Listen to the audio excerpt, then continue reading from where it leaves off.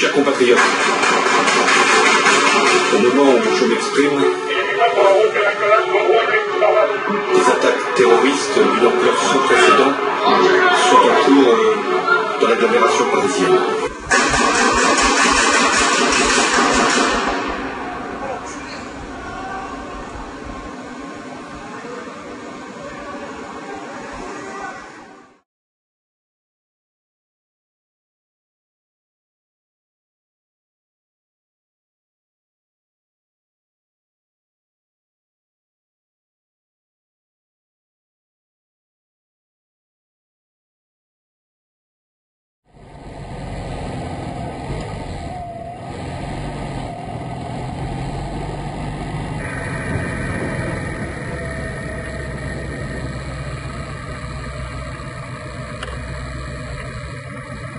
Tous ces lieux, Lamia, tu les connaissais bien.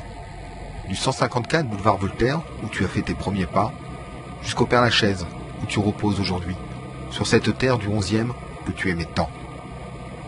Moi, j'aurais voulu te connaître de ton vivant, mais l'histoire en a voulu autrement. Alors, j'ai sorti ma caméra et je suis allé à la rencontre de tes proches, des amis. Pas tous, certes, mais ils m'ont raconté la fille du 11e que tu étais. Ce film, c'est pour toi, pour moi, pour Jean-François, Nadia, tes frères et tous les autres que tu aimais, qui t'aimaient et qui t'aimeront toujours. Et ce film, après tout, c'est presque un hommage naturel pour toi, fille du cinéma.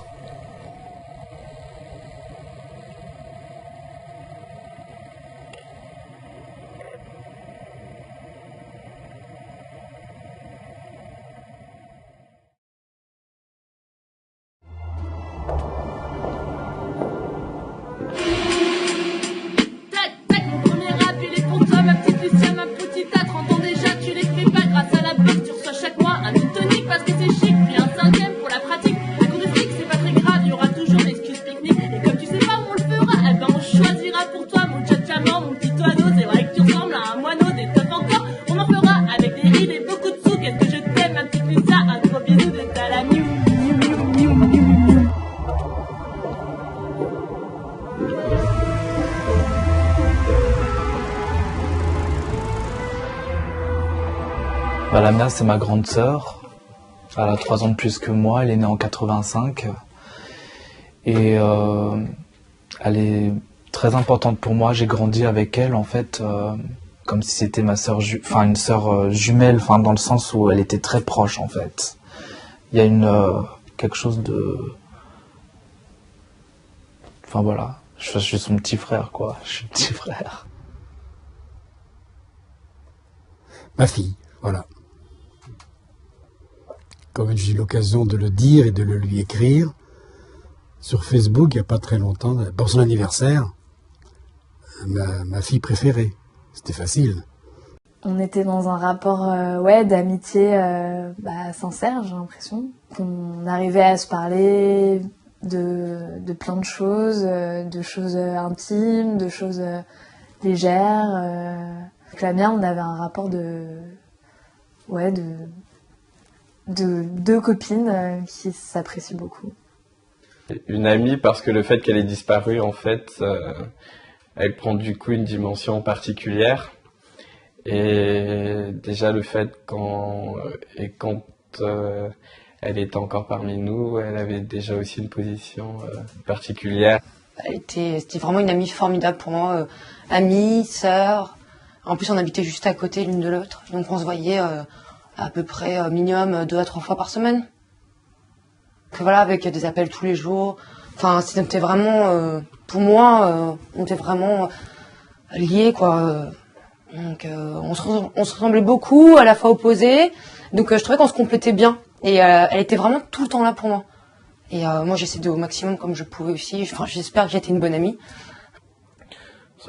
Oui, on s'écrivait tout le temps, on s'appelait... Tout le temps, c'est quelqu'un qui faisait partie de mon quotidien. C'était pas... Même si je la connaissais depuis longtemps, il y a des amis qui se perdent de vue. Elle, c'était sûr que c'était au moins chaque week-end, au moins je la voyais. Donc c'était... Un coup de foot professionnel au départ, et puis après on est devenus amis, duo. Voilà. ça a matché tout de suite, quoi. Parce que de toute manière, je connais pas une seule personne avec qui ça n'est pas matché avec Lamia. Donc, on avait le même goût pour la fête. Avec Lamia, je l'avais trouvé. Et du coup, on se voyait hyper souvent et on faisait la fête ensemble. Enfin, c'est vrai que je me sentais super proche de Lamia. D'autant plus qu'on nous prenait toujours pour des sœurs, pour une certaine ressemblance. Donc je pense que ça a pu un peu plus nous rapprocher. Ensuite, ce côté franco-égyptien nous rapprochait aussi. Même au niveau de la personnalité, je trouvais qu'on avait beaucoup de points communs, je dirais. Le style qui se prend pas la tête et qui... Enfin, inutile de préciser que oui, je suis en train de perdre une très bonne amie. Et voilà.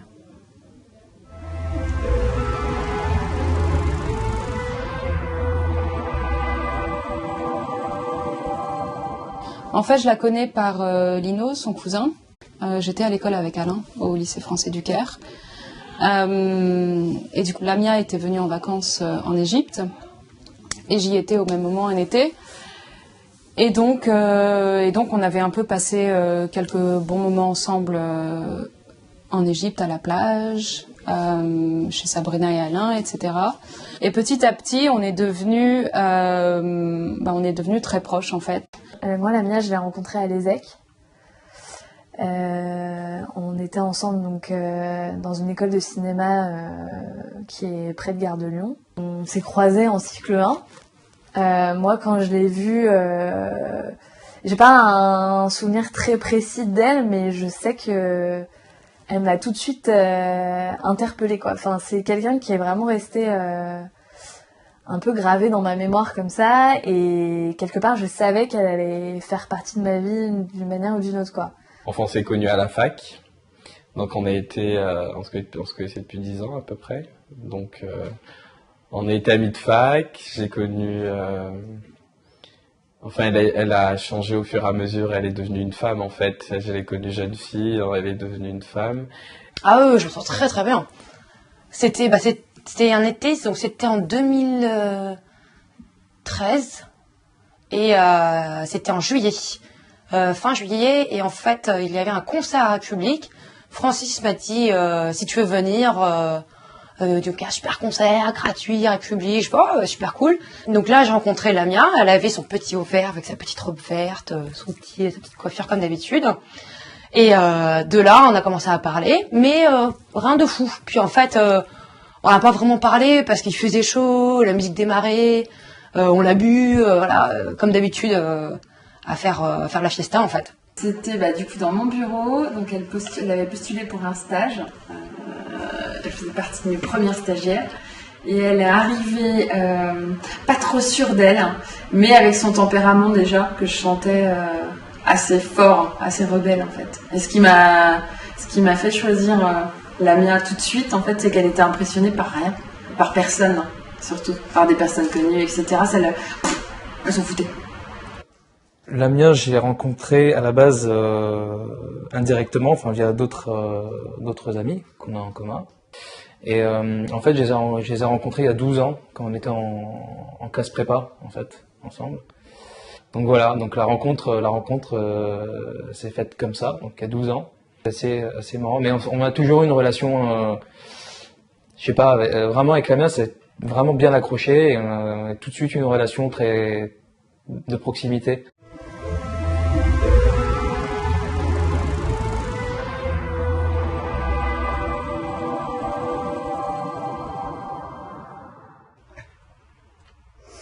Ma fille.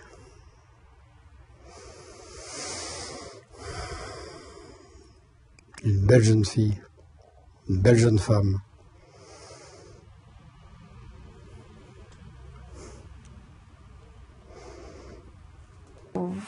Faut dire aussi que Lamia, c'était quelqu'un de très beau intérieurement, mais aussi très belle à l'extérieur, quoi. C'était quelqu'un qui qui pouvait subjuguer toute une rame de métro parce que voilà, elle avait une aura incroyable. Elle aimait le cinéma, elle aimait la vie, elle aimait la fête. Oui. Tout ce qui était ressemblant à la lumière, tout ce qui bougeait. Elle adorait les enfants. C'est quelqu'un, enfin j'arrive pas à parler au passé, mais donc Lamia, quand elle arrivait dans une pièce, elle dégageait beaucoup de lumière, beaucoup de positivisme. Elle amenait une énergie. C'est-à-dire que voilà, elle débarquait chez moi pour un apéro. Elle dégageait quelque chose de tellement beau, de tellement que moi je sais pas, quand elle arrivait, elle m'apaisait quelque part. Enfin, dans son approche avec les gens, en tout cas, tu sentais qu'elle avait besoin de savoir qui elle avait en face d'elle. Elle était très curieuse, elle posait quand même pas mal de questions, très pétillantes, très spontanée et très, envie comme ça de faire des choses, spontanément. Ah, j'ai envie de faire ça, vas-y, on le fait. Ah tiens, y a un tel qui me propose ça, viens, on va le voir, on va lui faire un petit bisou et après on repart et on fait ça. Et moi en fait, depuis sa disparition, j'ai gardé une phrase qu'elle me disait il y a pas très longtemps. Elle me parlait de double kiff. C'est-à-dire que Lamia, c'était ça. C'était si elle pouvait faire ça et en plus aller voir un tel ou faire ça dans la même soirée, bah c'était que du kiff et c'était double kiff quoi. Pour elle, c'était ça la vie quoi. C'était on va profiter du moment présent, on va faire les trucs qu'on kiffe et la vie, elle est là pour ça. On est là pour kiffer quoi. C'était ça quoi, quand on était avec Lamia, on savait qu'on allait passer un super moment, on savait qu'on allait bien rigoler. Moi, tous mes potes mecs et même mes potes filles, tous ceux qui l'ont connue à travers moi, enfin au travers des rencontres et tout, tous m'ont dit ah oui, ta pote là, la fille hyper mignonne, hyper non, elle était magnifique quoi. Enfin, elle apportait un truc un souffle comme ça de de positif. Lamia, c'est une fille très ouverte, sympathiquement naturelle, qui rigolait souvent, beaucoup, qui avait un fort caractère, qui aimait s'amuser, qui aimait aussi faire la fête avec ses amis, mais qui aimait aussi, qui était aussi touchée par des choses. Elle était généreuse et humaine. Puis Lamia, c'était...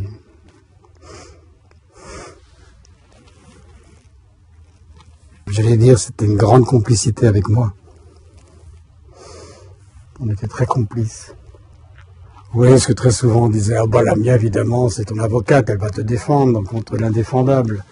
Et c'est vrai que Lamia prenait ma défense. Et réciproquement, pratiquement, oui. Enfin bon, voilà. C'était une joie de vivre, c'était une joie de vivre.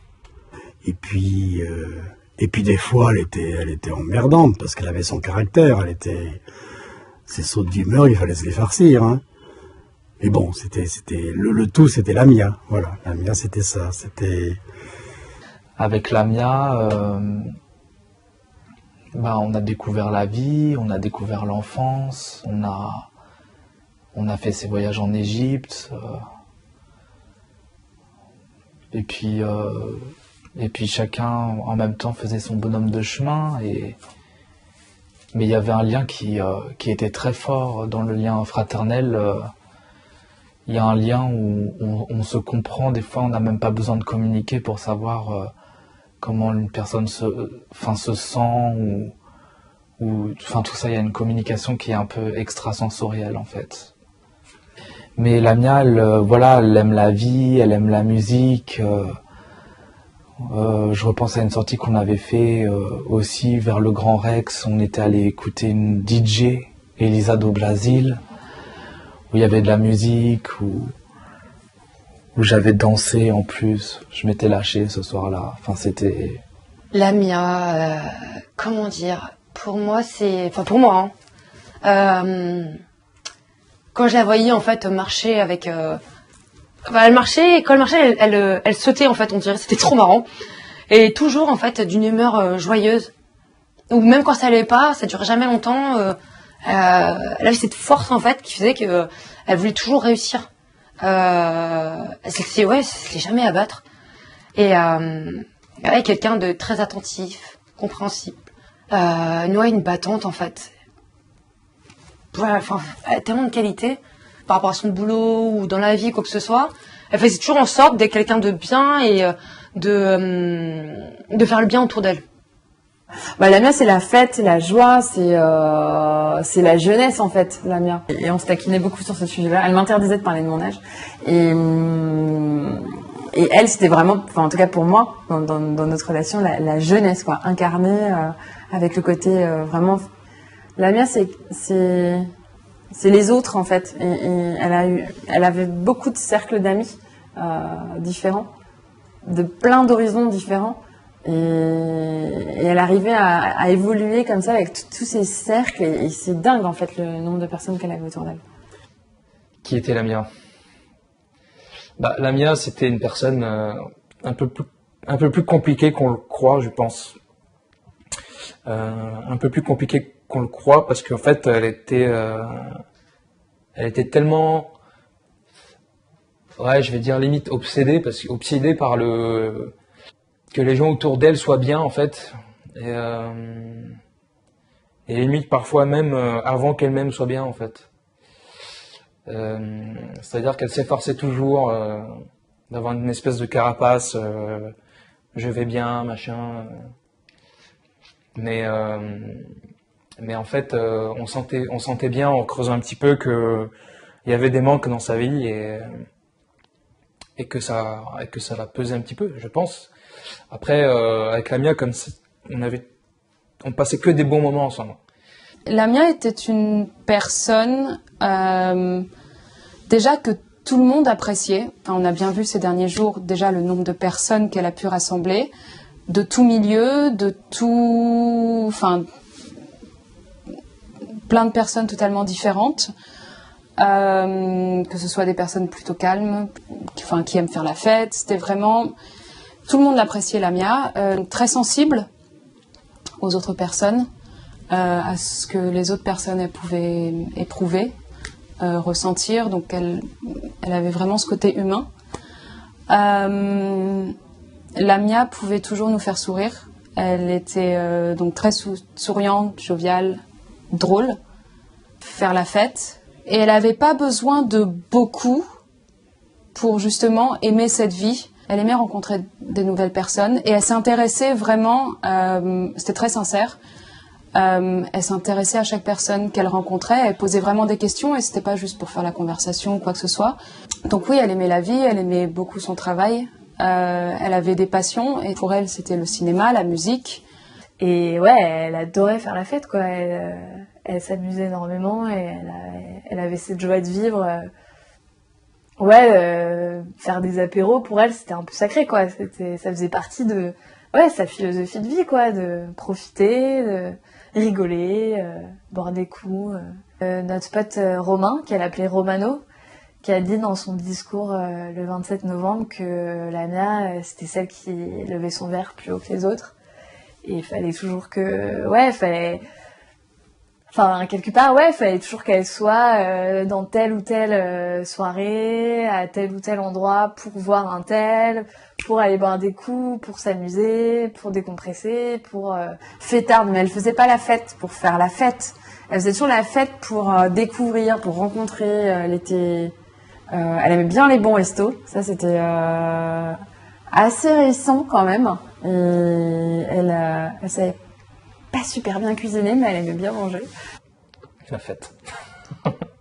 La fête, le cinéma, tout ce qui tourne autour de la fête. Rigoler, blaguer, boire, manger. Donc, Lamia, elle aimait les plaisirs de la vie, en fait, tout simplement. En cela, elle n'était pas compliquée. C'était On a une vie, c'est pour en profiter, c'est pour kiffer, comme elle disait souvent.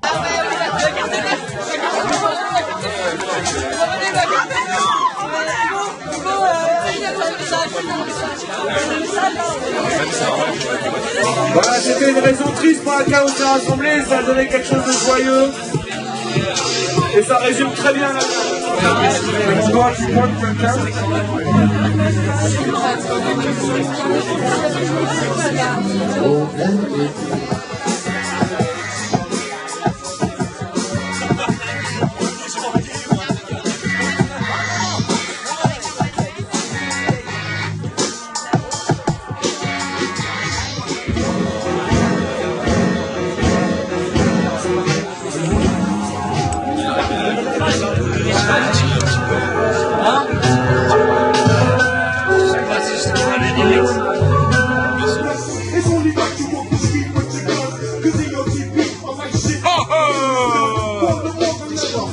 shut off his staircase. We come together and organize. Every man's got an order. We call the shot on the eastern border. You wanna see me out?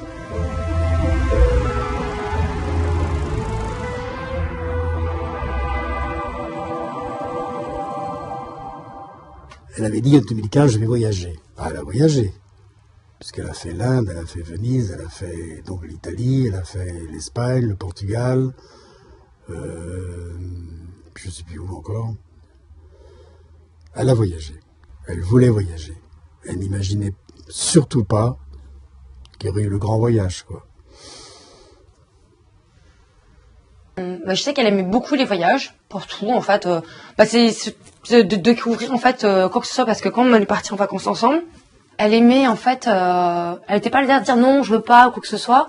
Toujours prête en fait à découvrir de nouvelles choses, autant dans la vie de voyage, professionnelle, personnelle, donc. 2015, je crois qu'il y a eu la Tunisie, il y a eu Barcelone, il y a eu Florence. Qu'est-ce qu'il y a eu d'autre? Il y a eu l'Inde avec moi. Elle est partie en Inde, donc ça a été un grand voyage. J'étais tellement content pour elle. Puis en Europe aussi, elle a voyagé avec ses amis, en Portugal. En Espagne, oui, il me semble qu'elle est partie en Espagne. Et donc voilà, elle a voyagé, elle a vu autre chose que Paris, quoi. Puis l'Égypte, bien sûr. Elle était intéressée par les voyages, par voir de nouveaux pays, voir de nouvelles cultures. Elle était vraiment très intéressée par ça. Elle a fait beaucoup de voyages cette année. Un jour, on était à un bistrot avec la mère et je dis, il y a un pote qui me demande d'aller en Inde avec lui, mais bon, je sais pas. Pareil, moi je me pose beaucoup de questions, donc j'étais un peu dans le truc, genre j'y vais pas, et elle m'a dit non mais sérieux, ah mais attends, je fais ouais mais je me vois pas y aller toute seule et tout, et elle dit vas-y je vais avec toi, moi j'ai trop envie d'y aller aussi, enfin ça peut être génial quoi, enfin on y va quoi. Elle aimait manger les plats locaux et essayer, même si elle savait pas du tout ce qu'il y avait dedans, elle dit non je vais essayer, et elle goûtait à tout quoi. Elle voulait vraiment s'imprégner dans la culture du pays. Ça a été un de ses grands kiffs, quoi, d'aller manger. Elle adorait goûter tout. C'est un des trucs qu'elle adorait faire. Donc à chaque fois qu'elle arrivait dans un resto, elle commandait plein de trucs. Elle était ah ouais mais ça a l'air bon. Attends mais ça on n'a pas encore goûté. Attends nanana. Et c'était vraiment très très bonne. Une très bonne compagnonne de voyage. C'est vrai que j'aimais beaucoup voyager avec elle parce que on était un peu pareil de ce côté-là. On savait alterner un peu tout, que ce soit les visites culturelles ou faire un peu la fête, bien manger ou manger rapidement, marcher beaucoup ou un peu de plage quand même parce que. Et du coup voilà, on est parti comme ça. Ensemble dans le Rajasthan, on est resté beaucoup à Delhi chez mon pote Ludo, et on a vécu des trucs incroyables. Et là, la dernière semaine où je l'ai vue, elle m'a dit ça y est, Célia, je suis nostalgique de l'Inde. C'est une très bonne voyageuse, et en fait, Lamia, elle connaissait bien le Caire par sa mère, qui est égyptienne. elle avait beaucoup plus les outils que moi pour comprendre un peu la vie là-bas. Elle me disait que elle avait un peu ses repères, que en fait la vie à Delhi était pas si différente que ça du Caire. Donc elle m'a un peu poussée à vivre dans le présent, à affronter un peu comme ça les petits défis qui étaient mis sur notre route, à prendre ça avec le sourire et de jamais oublier qu'on est un ninja, quoi. Que même s'il y a des obstacles, don't forget t'es un ninja, paf paf, il y a un obstacle, on le kick et on y va, quoi. Et double kiff et on y va, on trace la route, quoi. On y va. Donc ouais, non, c'était vraiment cool de partager ça avec Lamia. Je crois que j'ai vraiment eu de la chance de partager ça avec elle. Et elle m'a... je dis vraiment pas ça parce qu'elle est partie. Mais vraiment, quand je suis revenue d'Inde, je me suis dit, mais j'ai vraiment réussi à apprendre quelque chose de hyper important maintenant. C'est de vivre le moment présent, de pas se poser de questions, même si bon, c'est toujours compliqué. Mais voilà, Lamia, elle m'a laissé ça en héritage. Et voilà, encore une fois, c'est pas parce que elle est partie que je dis ça. C'est quand je suis rentrée d'Inde, je dis, ah mais putain, mais quelle chance j'ai eu d'être partie avec Lamia et Ludo, quoi. Parce que eux, ils étaient dans l'action, ils étaient... Et moi, je les regardais faire et c'était un peu mes modèles, quoi. Je trouvais ça chouette, quoi, de profiter et de kiffer, quoi qu'il arrive, et de tracer la route. On a essayé de faire un peu nos baroudeurs, on a pris une Royal Enfield à Udaipur, on était à 3 sur la moto, il y a Lamia qui a pris une vidéo de ça où elle est derrière Ludo, elle filme avec son iPhone. Et puis quand on est parti de l'hôtel à Udaipur, elle a demandé absolument sa photo avec nous 3 sur la moto. Elle voulait vraiment avoir le souvenir de nous 3 sur la moto. Donc on a pris la pause à 3 sur la moto. Enfin voilà, que des souvenirs comme ça. Et ça, c'était dans le futur ce qu'elle voulait à tout prix faire, quoi, voir le monde.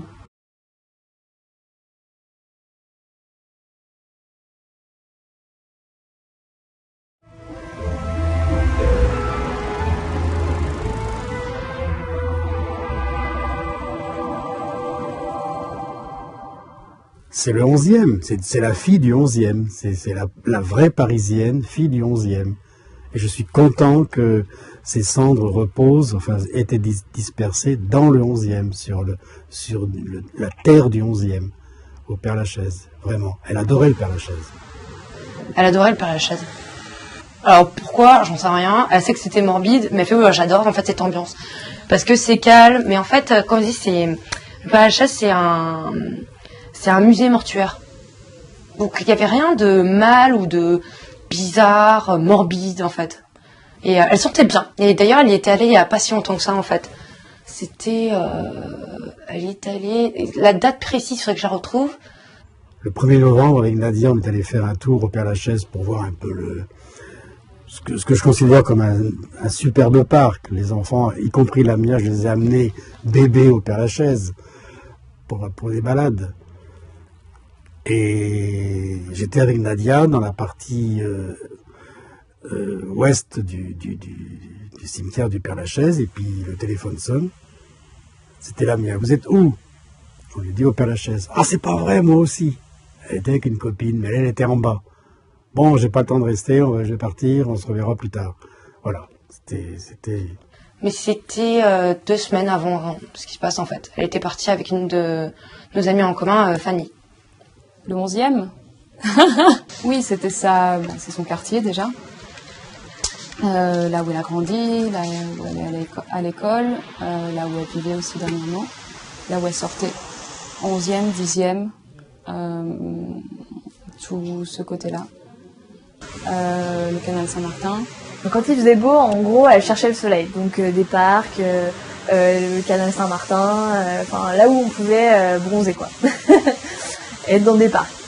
Après tous ces lieux, c'était des bars. Oh, je les connais pas tous, oui, pratiquement tous les bars, mais également les squares. Le square du Temple, où elle faisait sa gym, le République. Elle aimait bien les bords du Seine. où elle a fêté son anniversaire pas très loin du bateau phare. Elle aimait c'est quoi alors? Elle aimait les lieux de vie, les lieux où les gens s'amusent, où les gens chantent, les gens trinquent, les gens se retrouvent, oui. Oui, oui. J'ai été plein de fois à l'international avec elle, on a été au nouveau casino ensemble, on a été au VDB. C'est le bar où notre pote Paf nous a annoncé qu'il allait être papa. C'est un des derniers bars où on allait boire des coups avec Lamia. Son quartier c'était plus le 11e. Elle traînait toujours boulevard Voltaire, entre son appart à Saint-Ambroise et chez ses parents boulevard Voltaire. Elle allait beaucoup dans des fripes.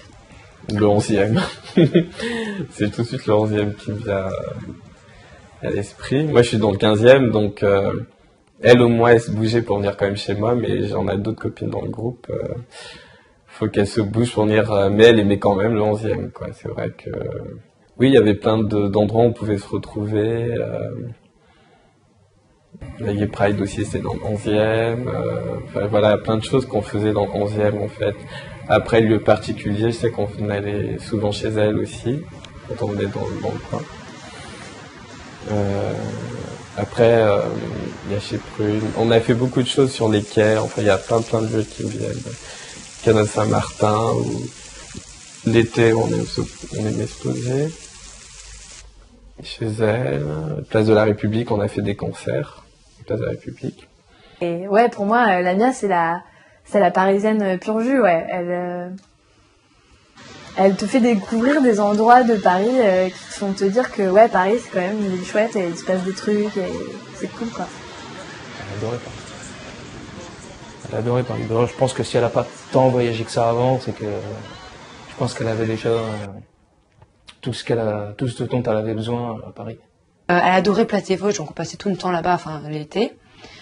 Il y avait quoi? Le canal aussi. Et après, c'était un échange, parce qu'elle me faisait découvrir des choses et je lui faisais découvrir des choses aussi. Bah, Lamia, elle aimait le quartier, enfin, elle a déménagé rue Breguet. Ça filme là ou pas? Oui, toujours. Elle est rue Breguet, donc c'est à côté de la maison, ou en colocation avec Louise. Ouais, elle adorait Paris, plus que tout. Et à la fois, des fois, ça l'énervait, après comme nous tous, hein. Mais le 11e, c'était vraiment son quartier, en fait. Et elle adorait faire le petit resto, découvrir, en fait, toujours... Voilà, ça revient tout le temps de découvrir ce petit truc, ou refaire encore et encore. Ouais, elle aimait beaucoup Paris. Parce que c'est vrai qu'on avait ce défaut, on sortait rarement du 11e. Donc voilà, dès qu'on pouvait... même une fois dans le 11e, je venais la chercher en scooter pour qu'on aille dans un autre endroit dans le 11e. Donc quand même, faut le faire. Et Lamia, oui, j'imagine que... Je pense qu'elle aimait bien le quartier, mais elle avait aussi beaucoup... Elle trouvait que Paris, c'était une ville qui était un peu étouffante, qu'elle avait besoin de prendre le large, de voir autre chose, de partir. Voilà, enfin... alors je crois qu'on a fait tous les bars du 11e, donc j'en connais pas mal. Elle aimait bien les cafés. Ouais, on découvrait. En fait, nous, on testait plein d'endroits. Dans le 11e, beaucoup. Le choix de nos locaux pendant, on a déménagé 2 fois. C'était, il fallait que ce soit pas très loin de chez elle, en fait. Donc, on est allé dans le 11e.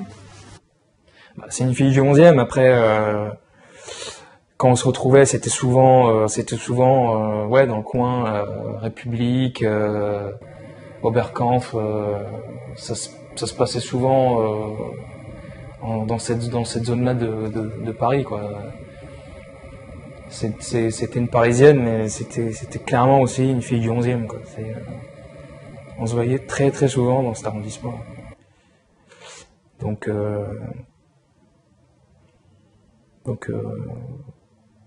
ouais, je pense que ces endroits préférés, c'est pas vraiment les endroits, pour moi c'est les moments, c'était surtout les nuits parisiennes. Voilà, je pense que...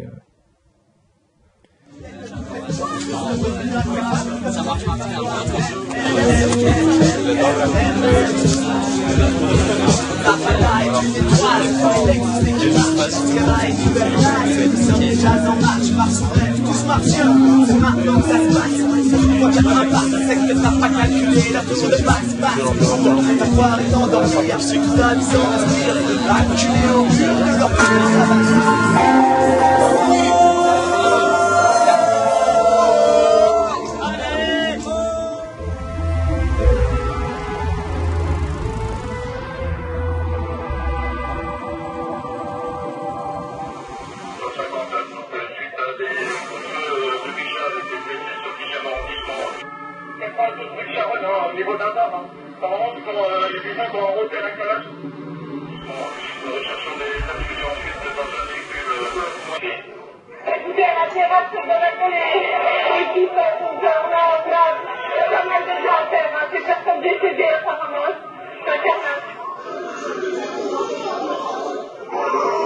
personnes sont mortes, 17 sont blessées. C'est l'attaque de terrasse la plus meurtrière.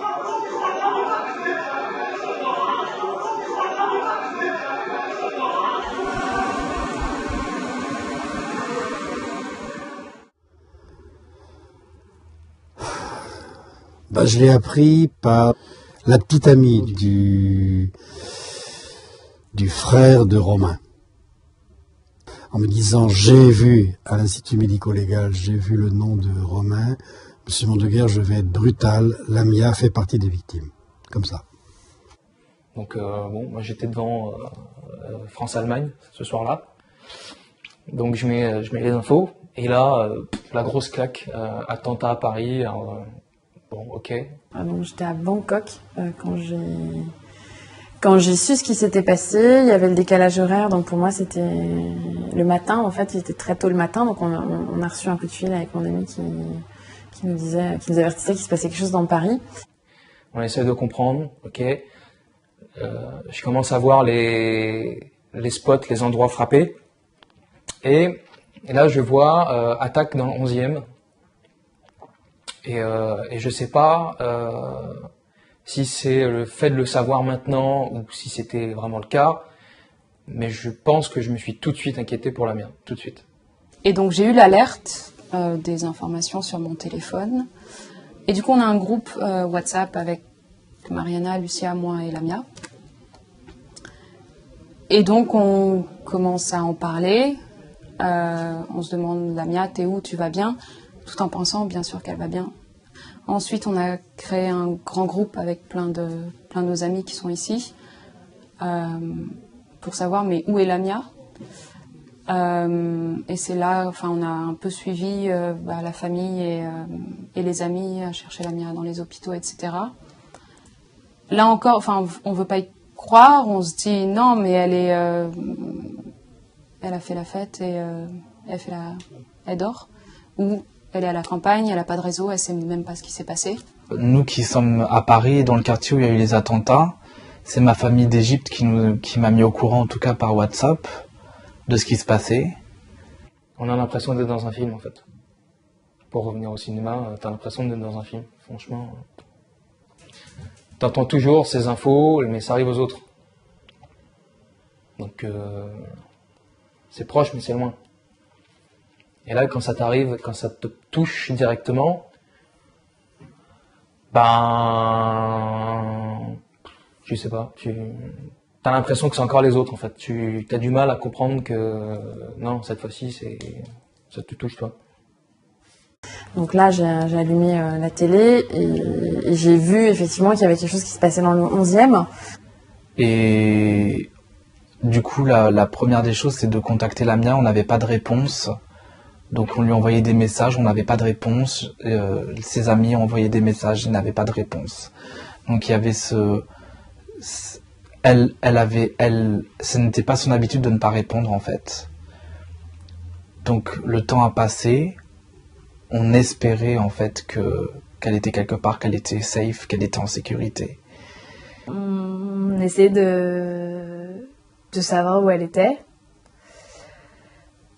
On a essayé de faire une chaîne humaine comme ça. Et tout de suite, je lui ai envoyé, comme tout le monde, un texto. J'ai commencé à aller sur Facebook. J'ai compris que les gens s'inquiétaient, en fait.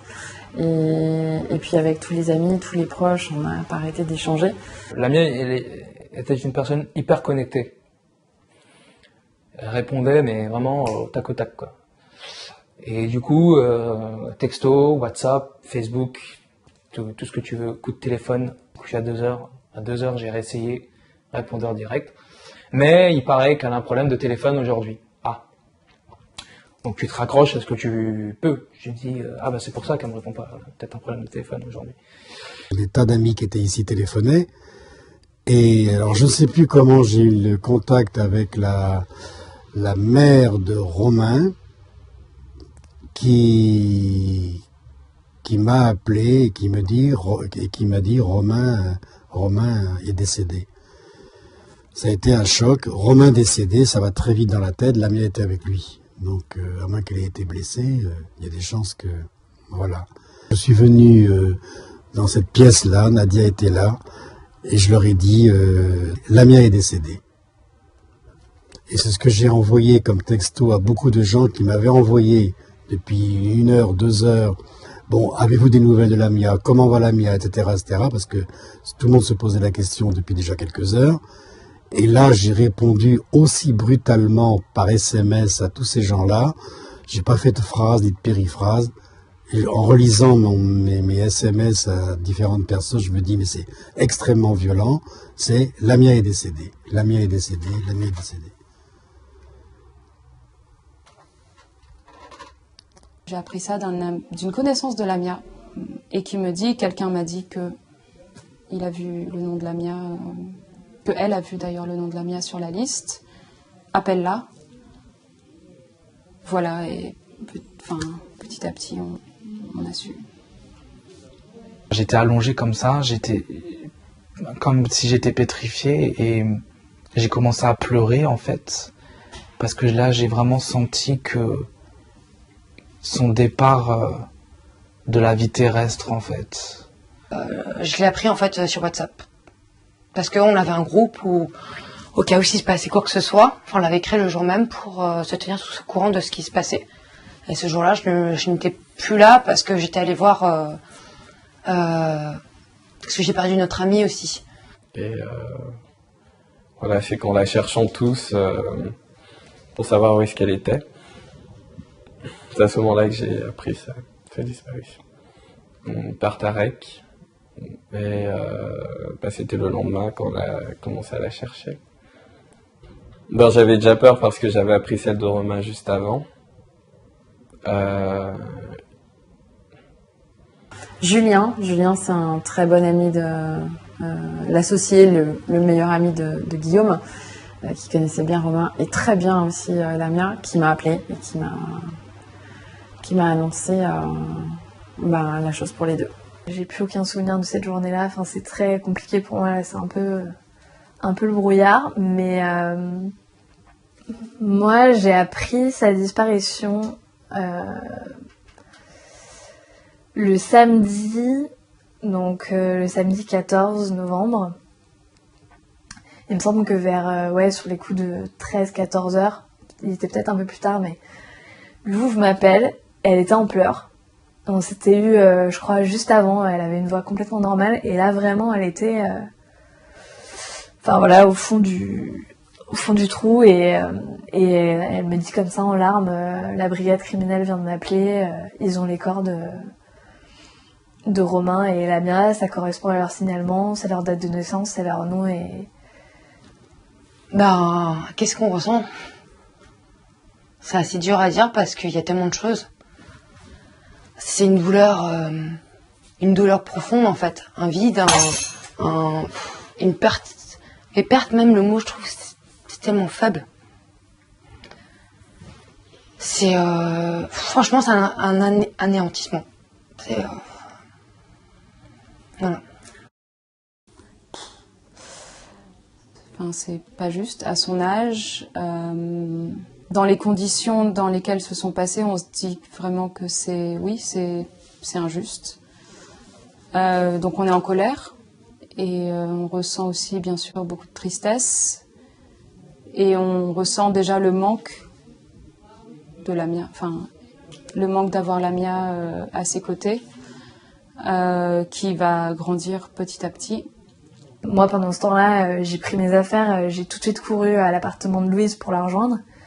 Et voilà. Et après, voilà, toute la journée du samedi, ça a été comme si le monde s'écroulait sur nous. Une espèce de chaos total où on se disait attendez là, qu'est-ce qui se passe les mecs quoi. Enfin un truc on n'arrivait pas à comprendre en fait. On était sous le choc et oui, j'étais très très mal. Horriblement. Je me sentais horriblement mal. J'ai énormément pleuré. J'ai crié, j'ai moulé par terre. Je trouvais ça injuste. Je trouve toujours ça injuste. Mais sur le coup, j'ai encore plus trouvé ça injuste.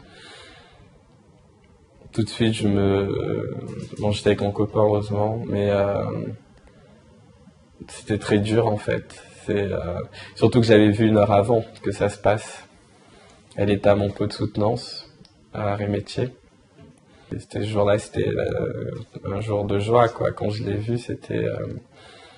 On s'était pas vu depuis Halloween, ça faisait un moment, donc ça faisait 13 jours, et comme elle faisait partie de mon quotidien,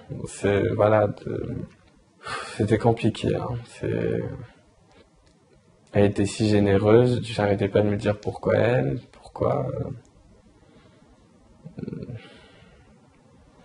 il n'y a pas de mots, en fait.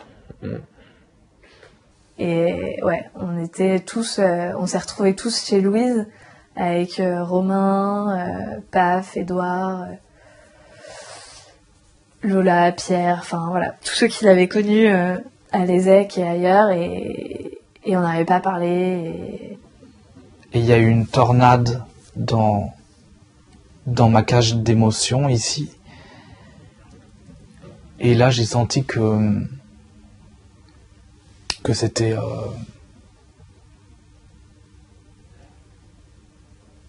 J'ai senti que c'était arrivé, quoi. Je peux pas dire fini parce qu'il n'y a pas de finalité, mais je sais qu'elle est quelque part, elle est présente dans notre cœur et tout, et dans nos esprits à chacun. Et donc je me suis mis à pleurer et j'ai dit non, comment je vais faire, et c'est très difficile ces moments-là, voilà. J'ai hurlé pendant quelques minutes, d'ailleurs je crois que j'ai pas pu lui parler, enfin j'ai coupé le téléphone. Et là j'ai vraiment hurlé pendant très longtemps. Et ça paraît impossible, on n'y croit pas. Enfin, ça m'a... En fait je me rappelle plus très bien de ce moment parce que c'était trop violent. C'est indescriptible. On disjoncte en fait. Mais on disjoncte. C'est-à-dire que pendant quelques secondes, on ne sait plus où on est. Et puis j'ai commencé à trembler et puis je me suis effondré en larmes en fait. Et donc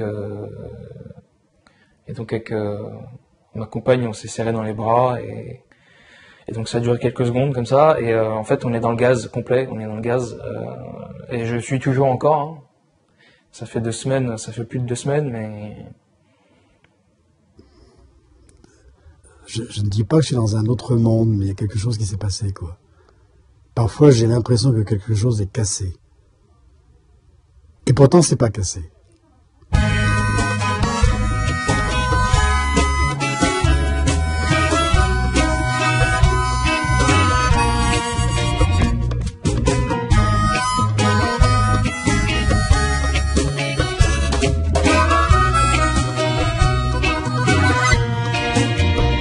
Plein les jardins, il y en avait plein les cours d'immeubles, des petits bambins, des petits parisiens, et même des petits gavroches, les deux mains au fond des poches, qui te matent en coin avec des têtes de petits malins. Alors j'ai dit, allez viens mignonne, allez viens, on en fait un, on le tiendra par la main, tous les trois, on rigolera bien. Mais c'est là que t'as dit que la vie, c'est pas du gâteau. Et qu'on fera pas de liaison, qu'on fera pas de marmot, pour l'heure qu'elle est tout haut. La vie c'est pas du gâteau. Même si je gagne pas ma vie, et même si j'ai le sida, moi ça me coupe pas l'envie. Moi je me dis ouais, pourquoi pas. Je voudrais mordre à pleines dents dans les jours d'un enfant. Je lui dirais salut mon petit gars, lui me dirait salut papa. J'emmènerais faire des conneries, tous les trucs qui sont pas permis.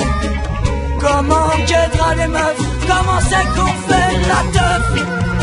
Mais c'est là que t'as dit que la vie c'est pas du gâteau, et qu'on fera pas de liaison, qu'on fera pas de marmot, pour l'heure qu'elle est tout haut. La vie c'est pas du gâteau, c'est pas du gâteau.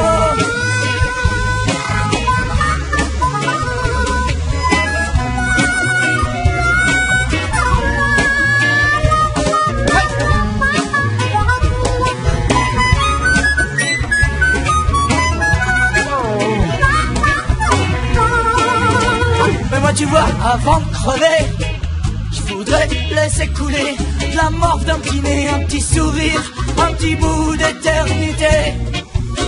Tu me dis que tout ça c'est des fantasmes, et j'ai du mal à te contredire. Mais je voudrais quand même laisser une trace avant de partir, avant de mourir. Même si la vie c'est pas du gâteau, et qu'on fera pas de liaison, qu'on fera pas de marmot, pour l'heure qu'elle est tout haut. C'est pas du gâteau, et qu'on fera pas de liaison, qu'on fera pas de marmot, pour l'heure qu'elle est tout haut. C'est pas du gâteau, et qu'on fera pas de liaison, qu'on fera pas de marmot, pour l'heure qu'elle est tout haut. La vie c'est pas du gâteau, c'est pas du gâteau, c'est pas du gâteau, c'est pas du gâteau.